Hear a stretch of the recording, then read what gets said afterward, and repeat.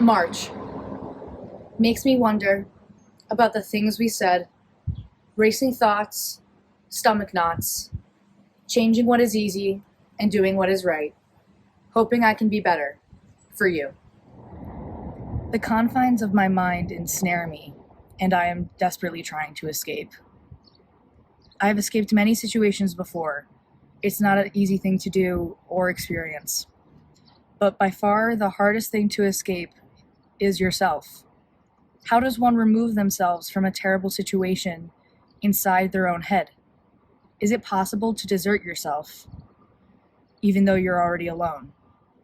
To be free of my own mind is something I have not learned yet.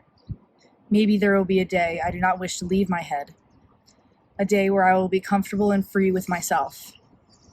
Until then, I depart. Generation Z. All we know is pressure. Everyone is so loud. No one knows the true meaning of chaos until they see it with their own eyes. We don't even have to be there, because trust me, we can see. Ignorance is bliss. We were not given the option of bliss. We were given unsolved problems, the weight they couldn't carry. We were told it's now or never. If we can't find a solution, will anyone? Is there even a solution? Or did they lie about that too? We see so much and are yet so blinded by the noise and the affliction. I was under the impression we had 20/20 vision. 20/20 has shown us we have never been more blind. Hop the train as it goes by. How far do you think you'd go? Screech and scratch. What would I do?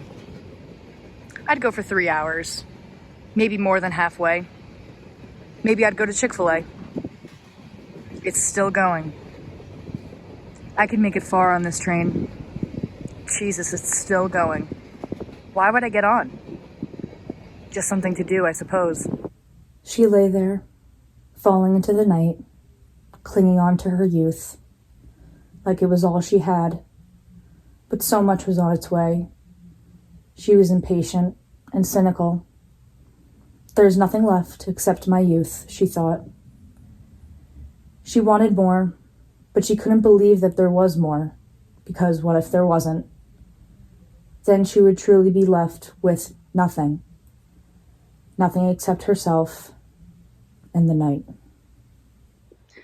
It was discovered sitting in the dark closet, waiting to see the light of day. My mother then decided it was time to pass on the legacy.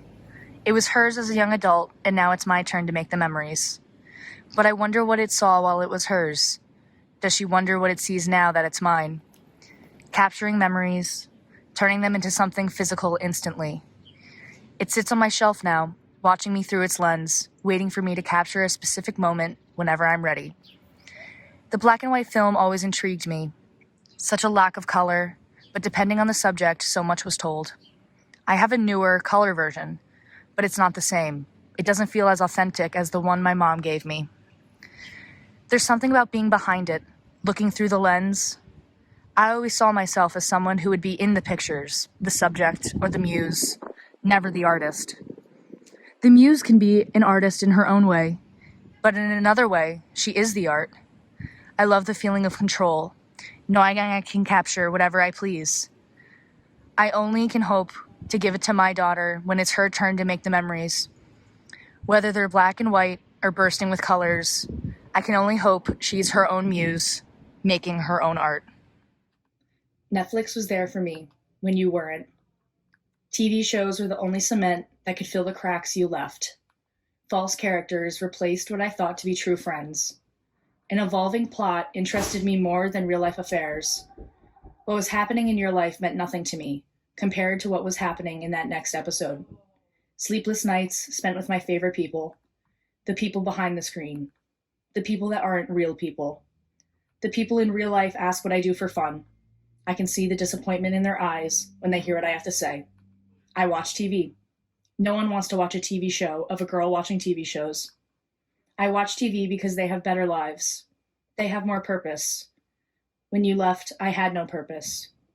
I went searching, and I could only find remnants of purpose at the end of a series. When you left, Netflix was there for me.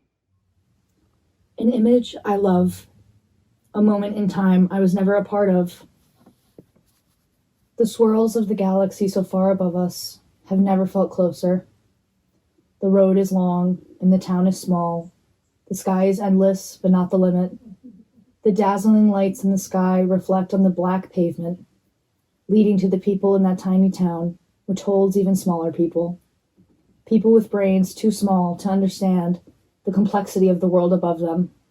So much space, not enough room. When I feel like this, I look up. Even if it feels like there's a finish line, I cannot see one. I only see the sky and the stars. I don't want to be human. I'm tired of being human. Fucking Homo sapien. I don't want to feel these emotions anymore. I don't want to feel pain, happiness, jealousy, hate, or love anymore. I don't believe I was ever meant to be human. I should have been a chair or a lamp. Even a rat or a bug would have been better. Humans feel too much. Feel too much with their brains or their hearts or their groins. I'm tired of it. I don't want to think or rationalize. I just want to be. I want to be the grass that humans step on, the pavement they drive on, the air they breathe. I'm not one of them. I belong with the dirt. When I died, the world went on being the world. And I went on being me, no longer a part of the world I had known. Your world. I had become a part of a new, different world. I knew I was beginning again, and yet I felt nostalgic. Do you still feel the Eskimo kisses I gave you? I feel the ones you gave me, even now. Now that I'm not a part of your world anymore, whose world could this be? Now that I'm gone, are you still you? How do I know if I'm even me, if I'm without you? When I died, you went on being you, right? When I died, the world went on being the world. At least I hope it did. I open up too easily. I trust too easily. At least that's what people tell me. They may be right, but I like to open up to people. I like when people open up to me. Tell me about your past and tell me your thoughts because I want to know. And then I fall. I fall for you. I fall for those thoughts. I fall for those eyes. But you know why they call it a crush? Because you get crushed in the end. I have been crushed. I am crushed, and I will be crushed again. Because I have become too familiar with heartbreak. I've heard heartbreak, I've seen heartbreak, I've felt heartbreak. This ache won't go away.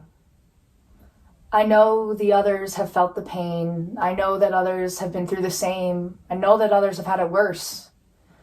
Then why do I feel so alone? Maybe that's why I crave people. I crave people's experiences. I crave because I'm trying to fill this void of loneliness to try to forgive you. But how am I supposed to trust you?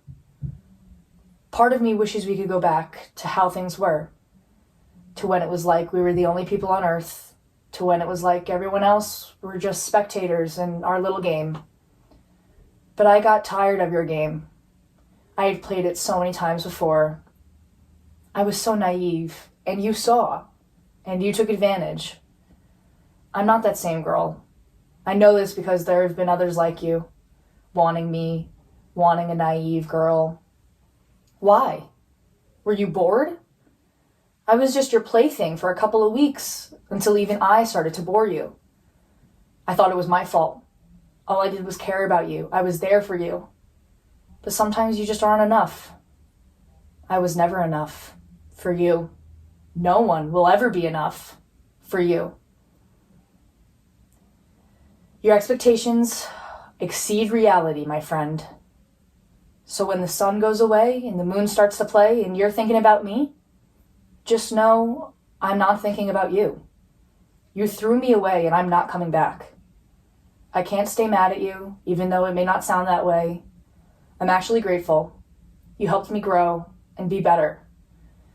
You show me that heartbreak is not the end. I have let heartbreak affect not only me, but the people I love too. You made me realize that heartbreak doesn't make a person, doesn't break a person, doesn't control a person. And I certainly will not let it control me. Because I have been better, I am better, and I'll be better. This is a joke. Poetry is hard, so is my dick. Can't even write a birthday card. Only hope my bros say, yo, that's sick. Always write out of anger, probably because I think I'm in danger of becoming ordinary, like everyone else. But on the contrary, I'm just insane. I shouldn't feel special, because everyone feels pain. Rhyming ain't my thing, but that's okay, because this is just a fling. I wish I was a good writer. It makes my dad upset. I'm less of a lover and more of a fighter. Yeah! How do you bend? Backwards? Sideways? Have you been feeling blue?